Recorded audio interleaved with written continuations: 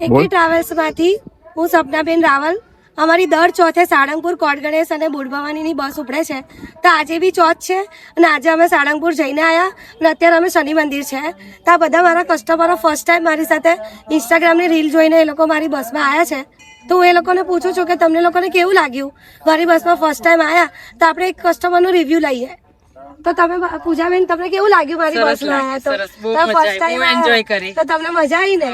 તો તમે ક્યાંથી આવ્યા છો? અમે કપૂરી સોમા તલાવથી આવ્યા છે. તમે ક્યાંથી આવ્યા છો?